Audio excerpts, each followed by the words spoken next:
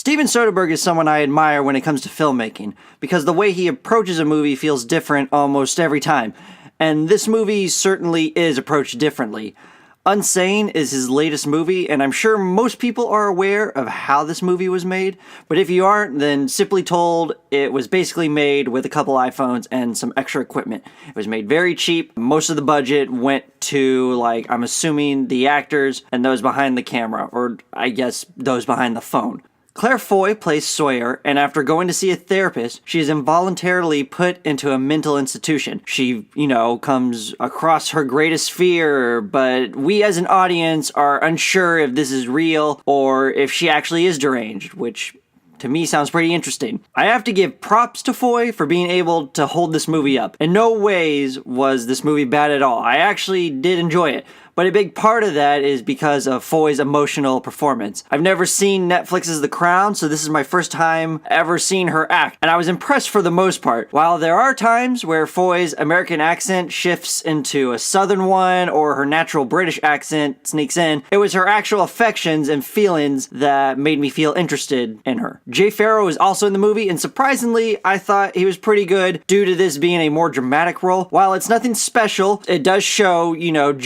Pharoah deserves more work, whether that is in comedy or a dramatic movie. Because these two don't overact and make their performances more mundane than what you would expect, it makes them more interesting to see how the story goes. For the story itself, I have to say I was on board for pretty much the entire thing.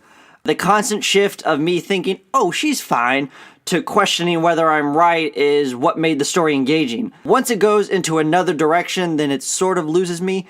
It starts to feel like another genre, whereas I wish it stuck with its roots. But then again, I guess I would have found the movie predictable if this shift didn't happen. And the camera and the cinematography certainly helps this tone shift as well. In the end, it's the fact that this was filmed on an iPhone is probably how this movie will be remembered. Its cinematography and aspect ratio makes the movie claustrophobic at times and absolutely eerie. I only saw the trailer once, and when I saw it, I was legitimately creeped out. I guess it was because of the odd shots and the grainy, noisy effect in the film, and that lack of depth in each shot. And this movie certainly has a lot of that. When the movie starts, it certainly takes a while to get used to the demeanor of the movie. Once you do, the entire setting and the camera work feels natural for the most part, but I got used to the camera work and I don't feel creeped out by the aesthetic of the movie, which is disappointing.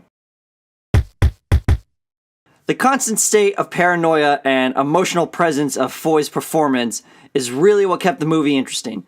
Even though it's natural, once it goes into another direction in tone, that's when I lost a little bit of interest, because it seemed like there were two stories put into one. While it may be easy to get used to the film's flat cinematography, it loses that menacing effect because we're used to the aesthetic.